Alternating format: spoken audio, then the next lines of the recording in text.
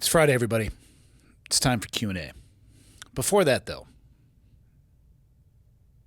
yesterday was a day. Being a parent is indescribable on some days. I think on both sides of the pendulum swinging.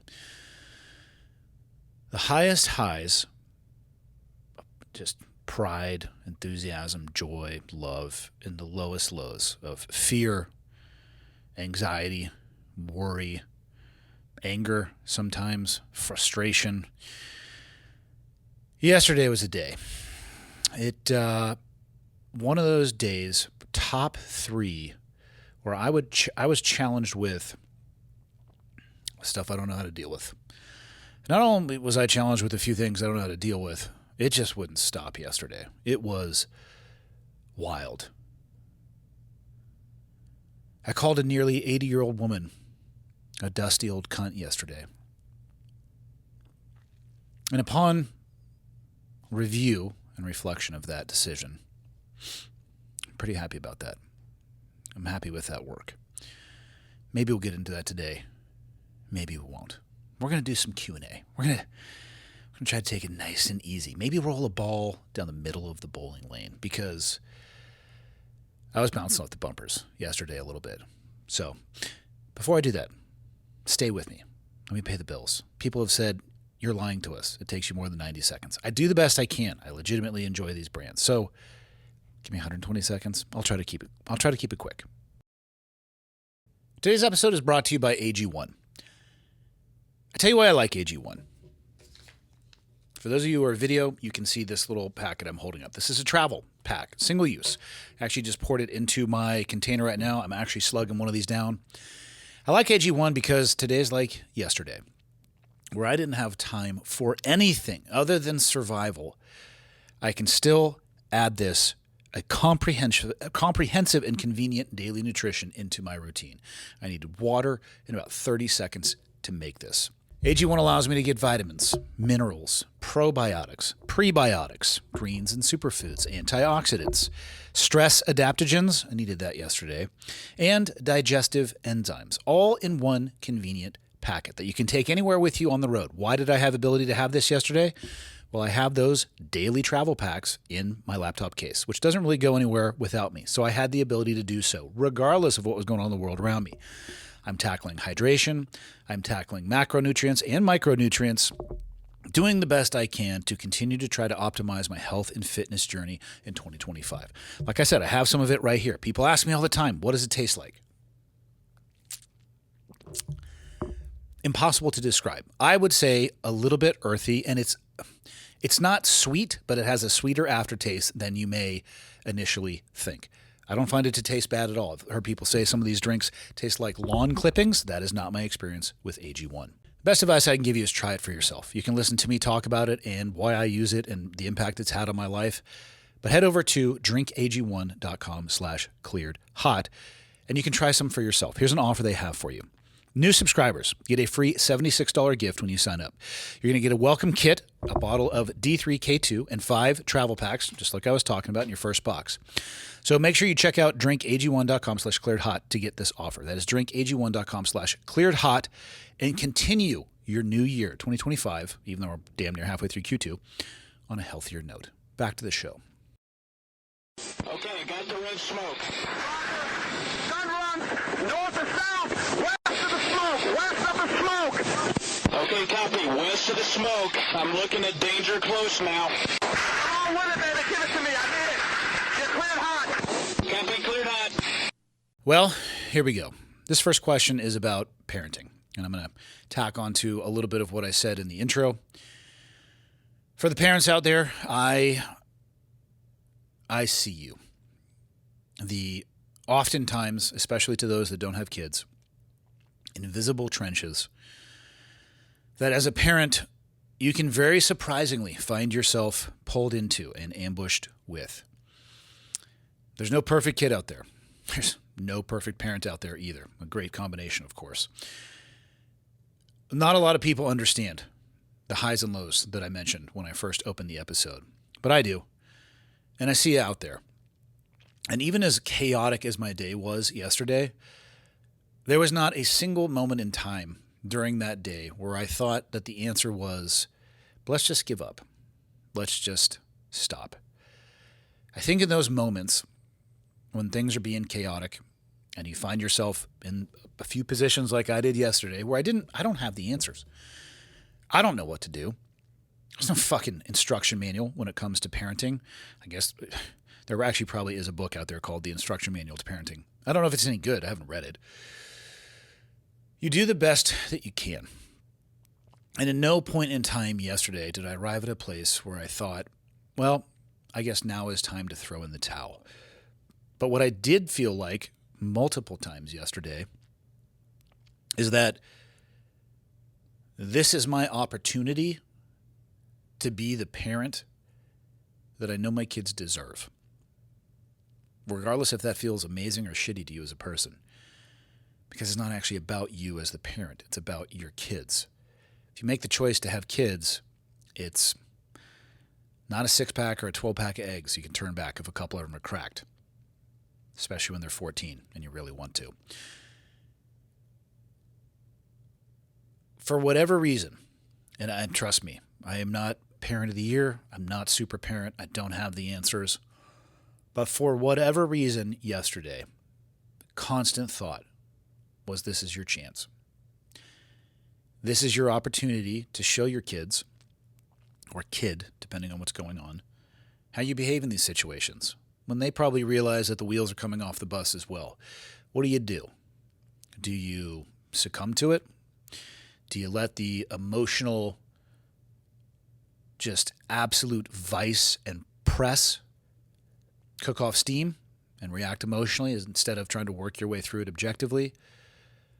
Or do you just become the best example of the best parent that you can possibly be? I tried to land on the latter yesterday. Not so sure that I did. Today's first question, again, is about parenting. I don't have all the answers. I have only my experiences, and I have a daughter, which this first question is based around. So let's get into it. Question 1. How do you feel about the trend over the last several years of young girls wearing essentially lingerie out in public? I'm basing this off my 17-year-old niece and her friends, as every picture my brother sends, I am in shock they were allowed to leave the house dressed that way. This has been going on for years now. I don't have children, but most of my friends do. I always forward the pictures to my friend who has 2 little girls to get her opinion. For the latest, prom picture, my friend was actually able to see my niece's nipple in her low-cut, cleavage booming dress. I mean, shit. What are these parents thinking? My brother included, though he is divorced and his insane ex-wife is the one who buys the clothes. Maybe it's just me and my group of friends. We're all middle-aged, but even in my prime, I was conservatively dressed. Never felt the need to show off my goods, and I fared just fine in dating. Anyway, I find it gross, but wanted your opinion since I know you have a daughter in the same age group of these girls growing up dressing this way. Thanks for what you do, including sharing your dad with us. Well, let's talk about sharing my dad. He's on Instagram. His name is Vaughn Stumpf, Vaughn Stumpf. He went out and bought a tripod to put his phone on so he can continue doing his Instagram lives. For those of you who want to follow my dad, understand what it is that you're getting into. You're probably 90 days away, if not less than that. Him forgetting to turn off the live, or forgetting how to turn off the live, both terminating in the same thing. Him still broadcasting while he's probably in the bathroom, taking a big old hoss. And you guys are going to join him on that journey. That's at a minimum. Maybe he'll do some of his Instagrams in just his robe that he likes to hang out in the house in. It's not a large robe. I don't know why he wears it. I don't know why he likes it. Maybe it's because it's breezy. If you follow my dad on social media, understand what it is you're getting into. Having said that, he is really enjoying connecting with people from a different generation. He is a late adopter to social media. And by late adopter, I mean last week.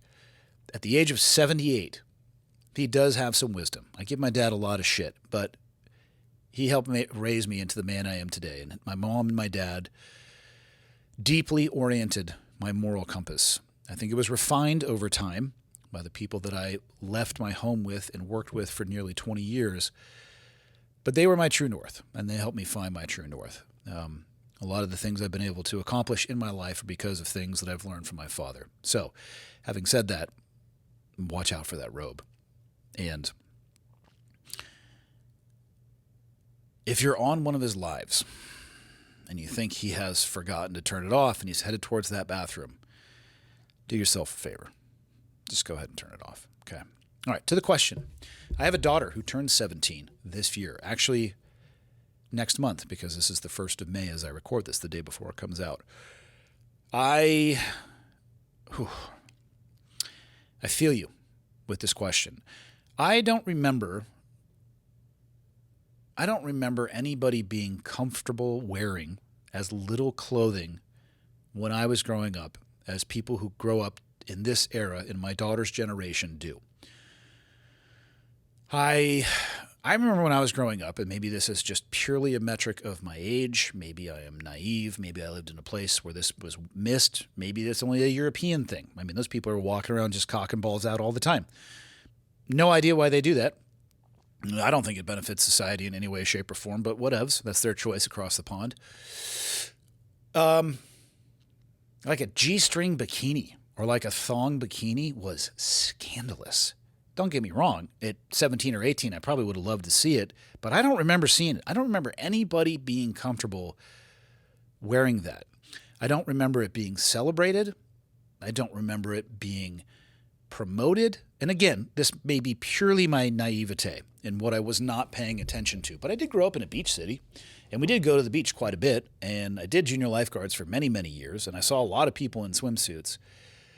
And that's, of course, one example of I think, this trajectory and trend towards women, young women specifically, even though I'm seeing some very, very short men's swimwear out there as well. And I mean, I don't know. I guess that's the male version of showing you the goods. I don't know where it comes from, but there are two places that my daughter has been deeply exposed to it. If you want to go on to, and I'm not saying this is social media's fault, but go ahead and go onto social media and look at the sexualization of young women. You want to see women that have massive followings, and I'm not saying all women that have massive followings, but it certainly seems to be a formula. And that formula, in not very precise terms at all, would be the tits and ass formula, or as AG would call it, the science formula. And does it get attention? Yeah. I mean, demonstrably, yes. You could look at, if you go to those accounts, which do if you want to, don't if you don't. I'm not here to judge anybody's internet consumption. If you're a consenting adult, do whatever you want to do. I'm here to tell you it's not really my cup of tea. Does it come across my feed sometimes? Yes. Do I sit there and spend any time looking at it? No. It's just not my jam. If you go to somebody who, so let's say, has built their platform on tits and ass, see if you can find one of their posts that deviates from that formula. And take a look at the post, specifically the engagement. And what you're going to find, it's not even in the same galaxy. So what is that reinforcing to that person who maybe is making their living through that medium? Maybe they're a little bit more insecure, and they are deriving their social capital and the way that they feel about themselves through the likes, follows, shares, comments, whatever it may be. What does that tell them when they put something up, a broad term, a more wholesome post? Again, no judgment associated with that. Engagement goes down, comments go down, sharing goes down, or you even see people on there commenting, this isn't what I came here for. People get real fucking rough and edgy on social media sometimes, specifically around this topic. It is reinforcing and rewarding the sexualization of young women. Maybe there's a thing where it's doing it with octogenarians and 70-year-olds and 60-year-olds and 50. I don't know. I don't think I want to know. But that's one of the systems that it plays in. I have no data to support this, but I 100% believe that leaches out of the device in those social circles, and it makes its way into real life. Because you're so used to seeing it, you're so desensitized to seeing it, that it somehow has become the new normal. Now, as a parent, to answer your question directly, how do I feel about that? Terrified. I am divorced. People who follow the show know this. I'm not saying I have an insane ex-wife, and I'm going to get to specifically that section right there. But if my wife bought those clothes, allowed my daughter to get ready for her prom with her nipples visible in a prom dress, I would lose my mind.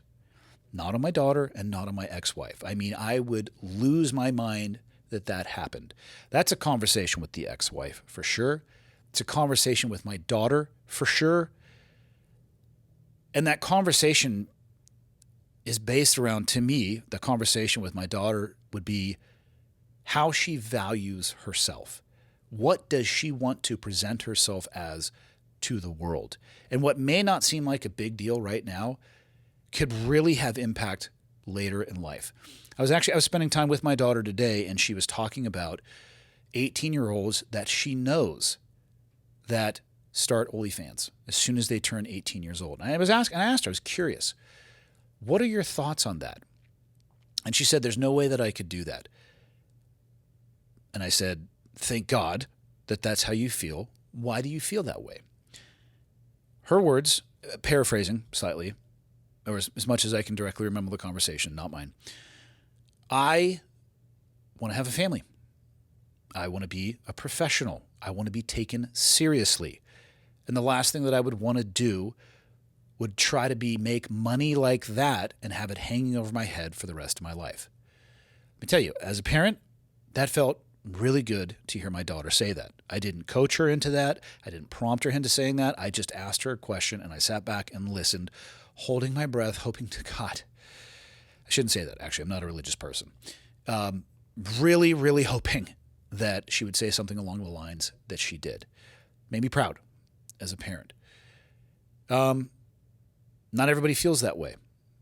If you're over 18, I understand that by definition, you are an adult, but I tell you what, by real life experience, you're a child, probably even into your early 20s, especially for young men. But to put myself, it's the divorced and insane ex-wife who's the one who buys the clothes. Okay.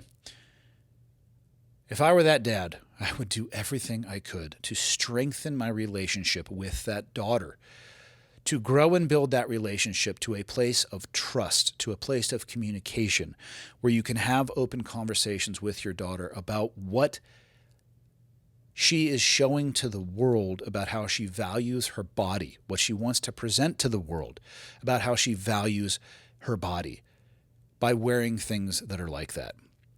My daughter, there's like a cut of a swimsuit that's like in between a thong and a normal set of, I don't even know what the hell you would call it, normally covering swimsuit bottoms. My daughter, for whatever reason, likes the one that's in between the two. I don't like that at all. For one, I don't need to see my daughter's ass hanging out. Not what I'm like, come on. Don't do that stuff. Just like she probably wouldn't want me walking around in a pair of like tidy whities. Nobody wants to see that on either side. Do her friends wear that stuff? Yes, they do. Does it probably make her feel more comfortable fitting in with them in some way, shape, or form? Yes, it probably does. Can I accept a little bit of that compromise? If I have to. But I still have those conversations with her. I try to have the most open and honest conversations with my daughter. One of the biggest issues that I have with social media is not that it is demonstrably a horrible influence that does nothing but drive anxiety through the roof, social pressure, an inability to escape being contacted. Like, there are so many negatives to social media. One of the things I hate about it the most, too, is that it can live forever. You can make a mistake. You could put something on thinking, hey, it looks great in the moment, not that big of a deal, and it just can live forever because people can record that shit, they can save it. And this is an even deeper conversation. I was having this conversation with my daughter today too. We were hanging out with some law enforcement personnel. She was asking is it a crime if you're in high school and a young woman sends a naked picture to a young man and he shares that? Does that break the legal threshold? Which sometimes apparently it does. It can be considered child pornography, this, that, or the other. I took the conversation to the place of why would you ever send that picture in the first place? You have to remember that anything you do on the internet lives forever. And even in a moment where you might think like it's a good idea, you have to take a step back. Hopefully before the picture is even taken, but definitely before that picture would be sent. And think about, to the best of your ability, is what I'm doing helping me in any way, shape, or form in the future? I have seen only examples of negativity coming from people sending those pictures, whether they're being scammed or legitimately sending them to somebody that in that phase of their life was a significant other that at that point in time changed, their relationship changed, and then that picture made it out into the wild, whether it was on a revenge site, internet in general, you fill in the blank. Not hearing a lot of stories about positive feedback and benefit from doing that. But the internet is full of people who regret ever doing anything like that. As a parent, this is your job. It is your job you can't protect your children from everything, but you can be their moral compass for a little bit. And then you can help them orient your moral compass off of your own. Will their social circle have an influence on it? Yes, it absolutely will. Will social media have an influence on it? Yeah, it absolutely will. But I'll go right back to the episode I released on Monday, Angel Q. Especially until the point where they get to a place where they can be reasonable with their internet usage, there are tools available now that can help navigate children away from this type of behavior that can have a lifelong impact if they are not careful. I don't know how any mother would feel comfortable letting her daughter wear something where her nipples are hanging out. I'm going to assume that it was like not gross as in like just not gross as like ick, but like a gross amount of that particular area of your body was hanging out. Maybe the edge, right? I don't even know how the fuck to talk about it. The edge hanging out as opposed to like the whole thing just blasting out there. As a parent, crazy or not, if you were to see that and be okay with that, personal opinion here, you're a piece of shit if you let your kid go out in public. And specifically that example. Like, what the fuck is wrong with you? Why would you do that? What message does that send? You want to send somebody out looking like that and tell them to have respect for themselves and that other people need to respect them? Like, what are you doing? Could you possibly conflict messages even more?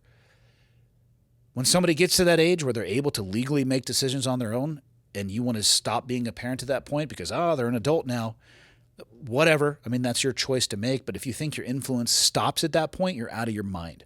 It absolutely doesn't. As my children are getting older, I'm developing deeper and longer lasting relationships with them. We have the ability to communicate through a much more complex language than earlier. Their interests are changing. They are evolving. They're growing. They're thinking about things in a different way. They come to me and they ask me questions.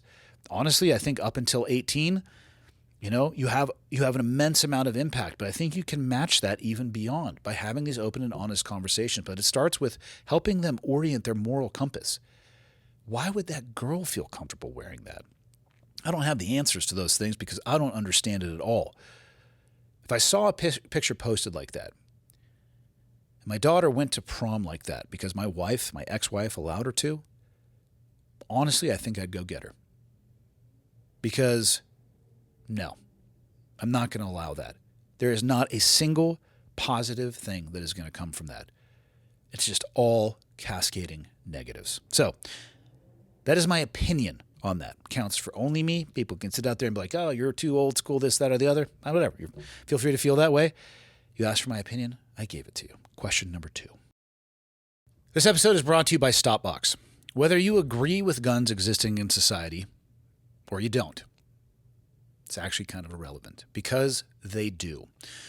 For those of you out there who are gun owners, please, I am begging you to be the most responsible gun owner humanly possible. That, of course, means firearm safety principles and rules when you're using the firearm, training with the firearm, developing your currency and competency. But I am also talking about storage. And it often seems as if there is an argument between completely and utterly locked up in a wall safe and unsecured, off of your body. Here, I have a podcast table in front of me right now. Let's say I had an inside the waistband holder appendix, perhaps, and I didn't like the way that it was feeling on my body. And, right in front of me, I have here a Glock 43X.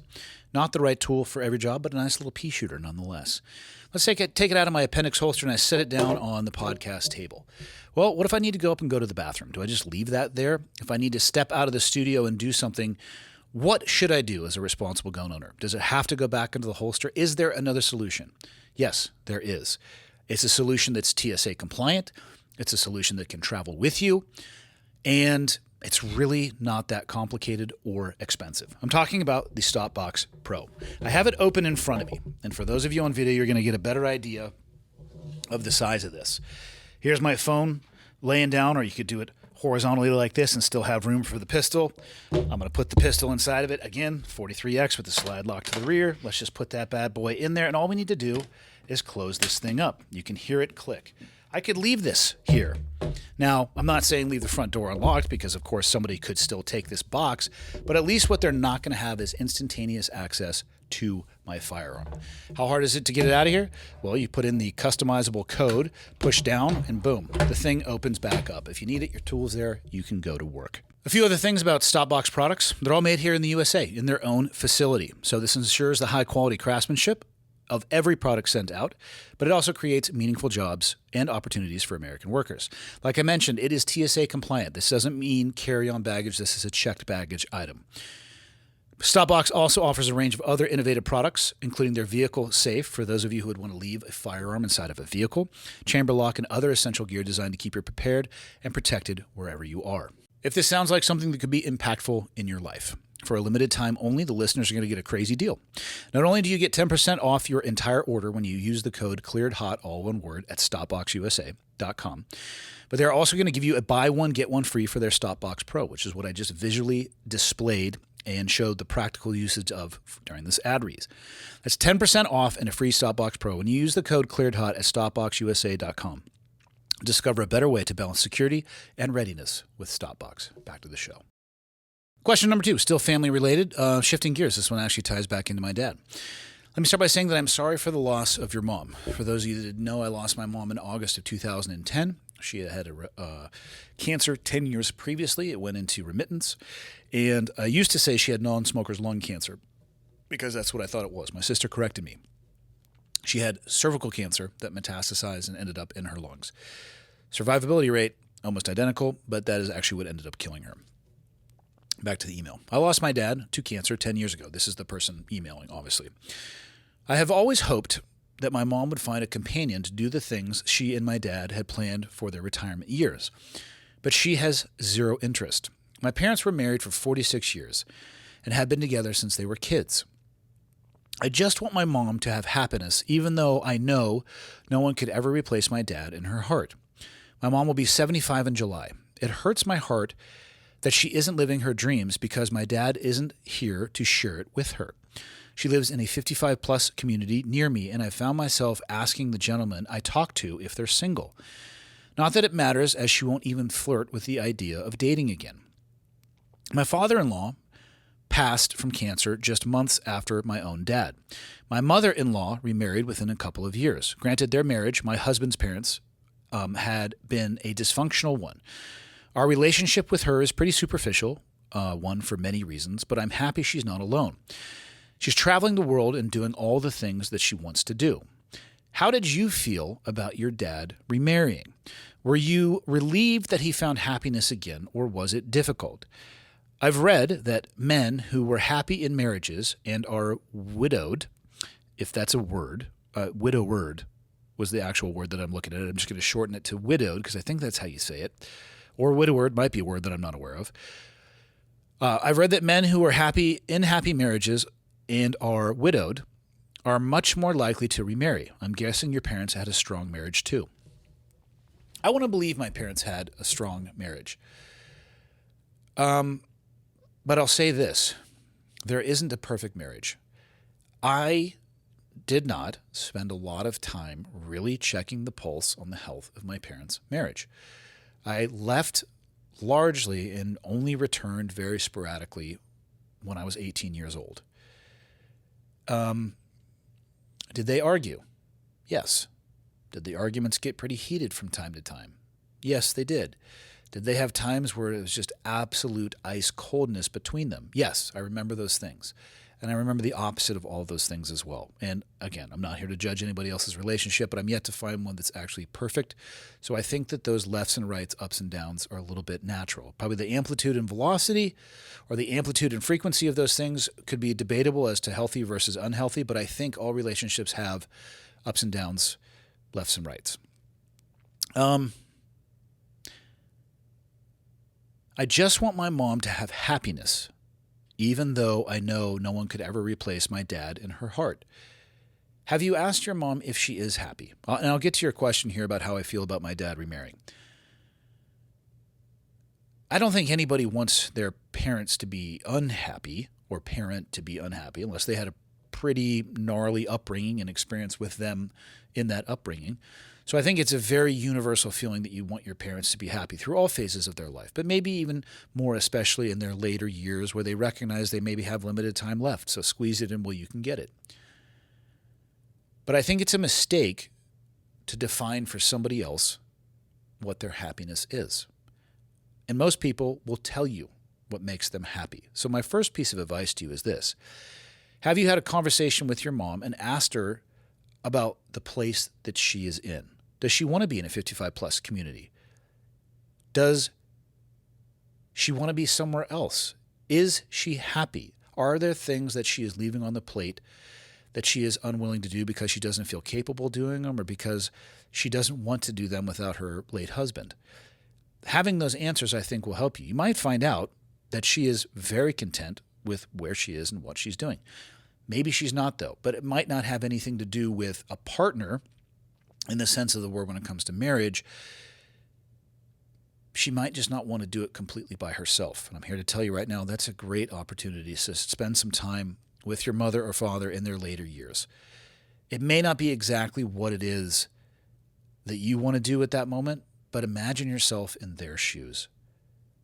And if it was your children and they made the choice to help you complete and fulfill the things that maybe you want to do and you just don't feel like you have the partner to do anymore. But you don't want another partner. You still want to do those things, but you don't want to do them alone. Ask the question.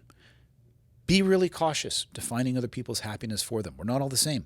I know people that are completely unhappy unless they are in a large social circle. And I know people who are completely unhappy unless they are almost exclusively alone. Who's right in that situation? I don't know. How about both of them? Because that's their life. That's their truth. That's what they like. Where was I? There was another part in this as well. Okay. Oh, she's traveling the world. We're skipping forward ahead to your husband's parents. Your relationship with your ex-mother-in-law is a superficial one for many reasons, but I'm happy she's not alone. She remarried. She's traveling the world and doing all the things she wants to do. Cool. Maybe that's what she is that she wanted to do. Maybe that's what fills her cup. Don't compare happiness with somebody else. Comparison is the thief of joy for sure in almost every regard. If that fills her cup with that person, awesome. If it doesn't do that for other people, also awesome. How did I feel about my dad remarrying? Man, this is a hard one to answer because it took me a really long time to deal with and process my mom's passing. I had a very short period of time when I came home from overseas. I was notified via a Red Cross message that my sister initiated, and I was home within 72 hours. Actually, not of receiving the Red Cross message. I was home within 72 hours of starting my travel home. I think I started my travel home 48 hours after that Red Cross message. But rapidly, from a place where my mindset was very different than the mindset of others that I arrived home to. I was very cold. I was very calculated. I was very shut off and unavailable emotionally for a variety of reasons. I had been exposed to death, pretty significant amount, in the year of 2010, before my mother's own passing. And I was in a really binary headspace. Black, white, action, reaction. It took me a while to get out of that headspace. Just because you get out of that headspace doesn't mean that you have dealt with anything that might have happened while you were in that headspace. It took me a really long time to unwind. I didn't have the goodbye that I wish I would have had with my mom. I didn't have the last conversation that I wish I would have had with my mom. If I could go back in time, there are very few things that I would change, even the ones that absolutely sucked, because I've tried to learn the lessons from those and become a better person from it. But I would change the final conversation that I had with my mom. I don't believe that I was the son that she deserved in that moment, and that is on me. She was literally laying on her bed in her last few hours on earth, and I could have done better, and I wish I could have.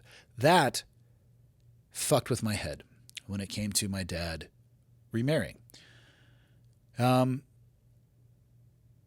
Nobody can tell you how much time somebody else should take after a relationship, whether it ends in a earlier life divorce or later in life death, or an earlier in life death, I suppose. I mean, shit, it comes for us all. Last I checked, life is fatal, and we don't really get to say when that's going to happen. So it could happen. I mean, there's plenty of people I know who lost their significant others in their 20s as well. So it's really easy to judge the velocity that somebody makes the decision to get back in the game, if you will. It's really easy to judge, but you shouldn't, because you've never walked a day or a mile in their shoes. I've been the person who's been judgy like that. For me, if I'm being completely honest, the reason I'm saying you shouldn't judge because you haven't walked a mile in their shoes is because that's what I did. I was judgy. I was real judgy McJudgerton. Not vocally, but it rubbed me the wrong way. When my dad got together with his current wife, which is nothing against her in any stretch, and actually nothing against my dad. All of this bullshit was my own doing. But I worked my way through it. I worked my way through it by talking to people who know how shit in your brain works. I will never stop talking about the positive impact in my life that counseling has had, because this is a good example of something that allowed me to objectively look in the mirror about what was going on. Was I pissed at my dad? Was I pissed at his girlfriend at the time? No. I was pissed at myself about how I had failed to deal with and process my mom's passing. Never walked a mile in my dad's shoes. Would I want my dad to be unhappy? Would I want him to be alone? No, I wouldn't. And again, those are his decisions to make as to when he feels the 5 W's, who, what, when, how, and why. Not mine. But God, it's easy to judge. So my issues on that came from something else, but they were tied to that a little bit. Was I relieved that he found happiness again, or was it difficult? I think I've talked about what made it difficult. What it grew into was happiness, because I saw my dad being happy again as well. For anybody who's ever been around someone who's had a catastrophic loss like that, it's like a candle that almost goes out. It just, everything shrinks in. And you can find yourself worrying about whether or not it's ever going to come back. And I mean, I know some people have made the decision to snuff out the remaining flame on the wick themselves, which is horrible and not something that I would ever want. But when they find that happiness again, you see that flame coming back. If you can't be happy for somebody else being happy, God, you're a fucking asshole, right? If you can't be happy about somebody else's success, I'm going to say you categorize yourself as exactly the same thing. You're a fucking asshole, right? Like, get over yourself, get past it. Live your life. Don't sit there Monday morning quarterbacking and reliving somebody else's life. Because again, you're not walking a mile in those shoes. Why do you care about how they fit? You know? Obviously, if it's your parent, you don't want them wearing clown shoes, but, you know, that's a metaphor that doesn't really fit in this example. I've read that men who were in happy marriages and were widowed are much more likely to remarry. I have no idea. the stats on that. I think if you were happily married, I mean, let's walk through this in absolute real time thinking about this. If you deeply love somebody and you were happy in that relationship and it ended catastrophically, and you knew the type of love and happiness that you could get, because that's what works for you, that's what fills your cup, and not everybody's like this, obviously, but if you are that person that I'm talking about, I could see that. I could see them wanting to have that again. I don't know if it would ever be the same. I mean, man, being married for 46 years. I believe my parents were married for over 40 years as well. How does anything compare to that? I don't know. I was married to my ex for 19 years and 11 months. I've been married to Leah now for almost 3 years. The relationships could not be different. I don't know what Leah's relationship will be like in 19 years and 11 months. But I know that it's going to be way different than my first one, and it's going to be way better. And I'm not saying anything negative about the other half of my failed marriage. It's just different. So I think you could match it, and I think it could be better. And I think if you've had that experience, you probably would want to have it again. So maybe I could see the stats on that. I hope that answers your question. It was tough for me. And I removed myself from the situation a little bit. I think I was one of the last people that actually agreed to meet my dad's wife. I don't regret that decision at all. She may still to this day be pissed at me about that, and I don't care because she wouldn't have wanted to meet me before that. I would have been a complete asshole. I wasn't ready. I needed to get myself into a place where I could deal with that before pouring my bullshit out like hot wax onto somebody else. I didn't need to burn anybody else with my bullshit. I needed to put that out for myself. So, yeah, it was tough. I am glad that he found happiness. And, yeah, I can see it, that if men had a happier marriage, they'd be more likely to remarry. And I hope that's the same with women as well. Question 3. This one was too long for me to screenshot, so I'm going to read it. Public speakers, what's up with that? Longtime listener, enjoy the podcast very much. Thank you for your service in putting on your show for us listeners. You're very welcome, and honestly, I get a lot out of it, probably more than the listeners do. It's cathartic for me. It challenges what I believe, who I am, and I learn from it a lot. I buy just about any coffee beans on sale, but I will buy BRC when I find it because it helps support what you do.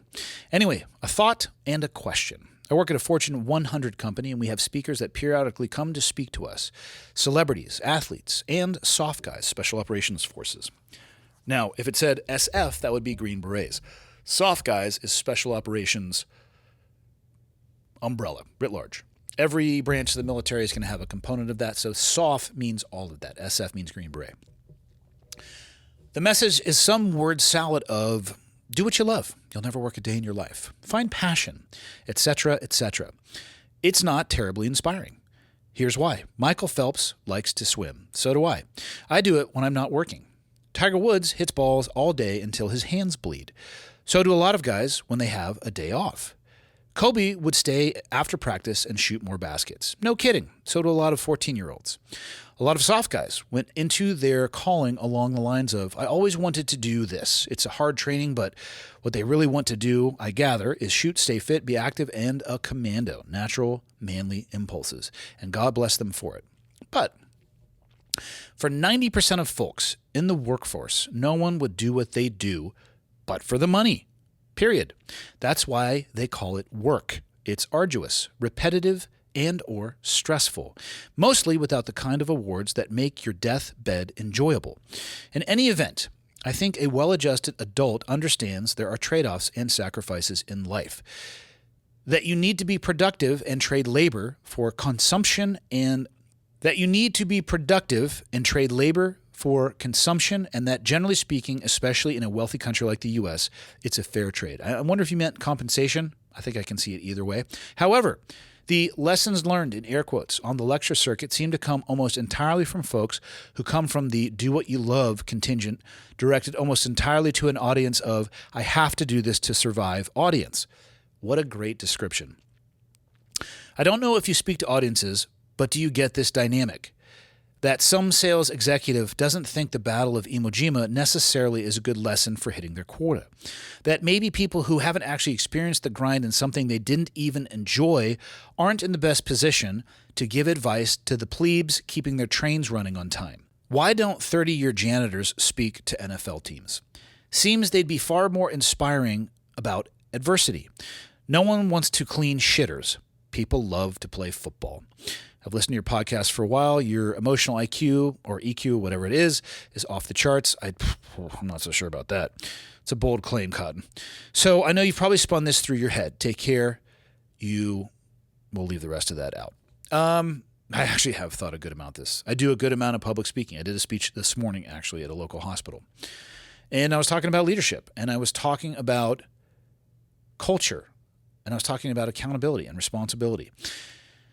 There is in the speaking circuit, a tug of war between entertainment and inspiration, I would say. Can both come from the same thing? Sure. Is everybody who has achieved something that is inspirational going to be able to translate that to an audience that can actually get something out of it? No. Is it unfair that certain people, I love this example at the bottom. Why don't 30-year janitors speak to NFL teams? Well, here's the hard truth. People care more about NFL athletes than 30-year janitors. Even though the 30-year janitor understands the grind, maybe even more than the NFL athlete. And if I have time, I'll get to that because I have some thoughts on that. I wish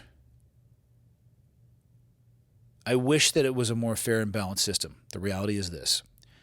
Certain jobs, whether they deserve it or not, certain individuals, whether they deserve it or not, are going to be given that stage because of a title that they have earned at some point in time in their life that for whatever reason we give social equity and capital. I have been to some of these speeches where somebody has done something, one, that I had no interest in doing, but was pretty exceptional, talked about it for a good amount of time, couldn't have told you what they talked about because it had no bearing and impact on my life whatsoever. What's the value of that? Well, if the person coming in is only looking for entertainment, I mean, you could probably give them a passing grade on that. But if you're trying to give or have influence on the audience, if you're trying to educate them, harder to give them a passing grade. And that's the balance. That's the tug of war. Inspiration versus education. And again, this is just my opinion. I'm only speaking for myself. Yeah.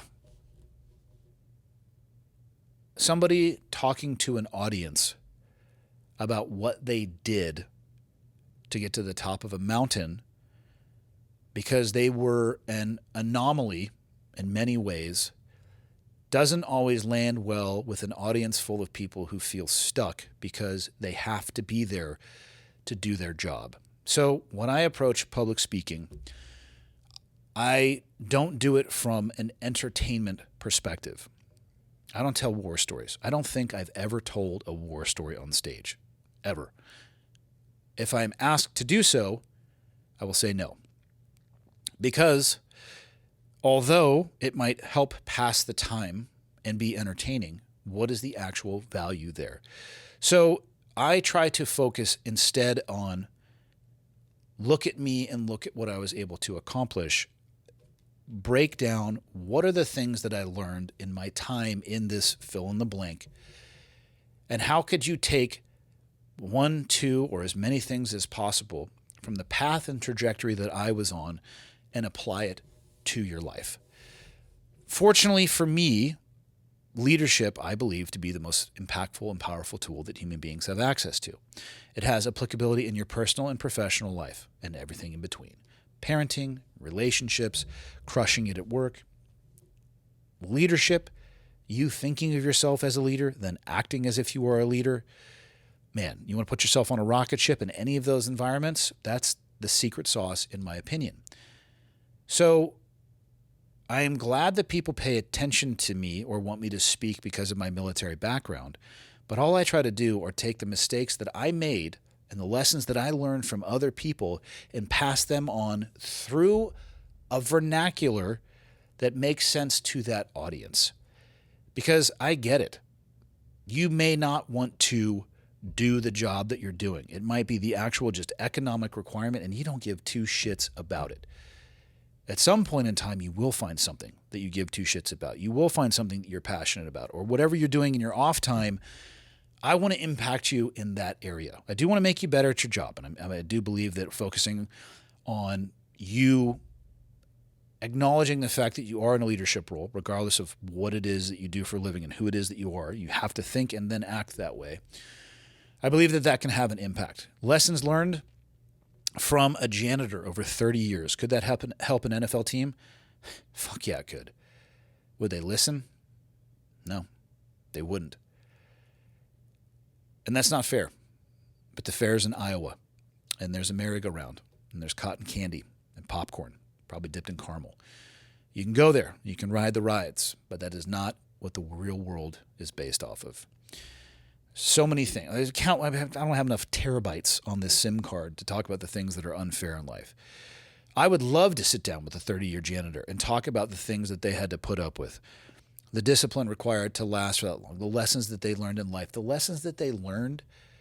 You know what I'd like to know about a 30-year janitor? I would love to know about a 30-year janitor going back to an NFL team that worked in an NFL facility, picking up after those players, the differences in personalities, the debutante players versus the humble players, the different levels of communication, the different ways that those individuals treated that person. Because a lot of the time, that type of person, a janitor, is invisible to most.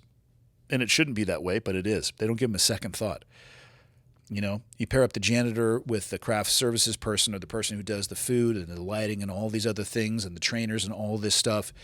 Before you know it, you have a network of hundreds of people that make those NFL jobs even possible, that allow them to perform at a peak level. There's just this upswell of individuals and occupations that are supporting somebody that gets to go out and shine under the lights on the field, and they get ignored. And they shouldn't. And I don't know how to change that, because at least given where we are right now, it's not the shiny object, even though they might have the best lessons learned. To me, it's fascinating, but you're probably never going to crush it on the speaking circuit unless you have a really interesting way, a compelling way to take those lessons that you learned and package it in a way that it can have impact for others. And that's regardless if you're Michael Phelps, Tiger Woods, all the other examples. You can have all these people who've done great things. I was actually having this conversation this morning. We were at a hospital. Would you rather have the best surgeon on earth on your staff, or a guy who's 90% of what that best guy is, but he is the best mentor that you've ever seen, and he can raise the level of all the other surgeons? Everybody's going to go for the latter guy, unless you need brain surgery. Then you're going to like the best guy in the world. But I think you get the point. So what's the point of those amazing experiences if you can't pass them on? To me, entertainment, if it's purely just for entertainment, like, hey, we need you to come speak 30 minutes before a dinner, we just want you to entertain the audience. Like, I get it if that's what you're looking for, but come into a Fortune 100 company, and I mean, unless it's happening at an event right before a dinner, so I guess those two things could be the same. Other than that, I think you have to craft your message on impact. What in the world that you're coming from, that you are getting ready to speak about, could have meaningful impact on the people that are going to receive this? That's how I structure it, and that's how I view it. I totally agree with you that this exists. And what's amazing to me beyond that is the amount of money that some of those people get paid to talk about things that will not impact other people's lives. But whatever, I don't write the checks, so that's up to the people that do. Hope that answers your question. I'm going to go take it easy. I'm going to go hang out with the Ween. I'm going to make out with him a little bit. I'm not going to lick his face, but I'm going to give him some kisses on the nose, because it's been a week. Yesterday was a day. Today was better. Tomorrow is Friday. I'm going to take it easy. So, hope this finds everybody well on Friday. See you guys all on Monday.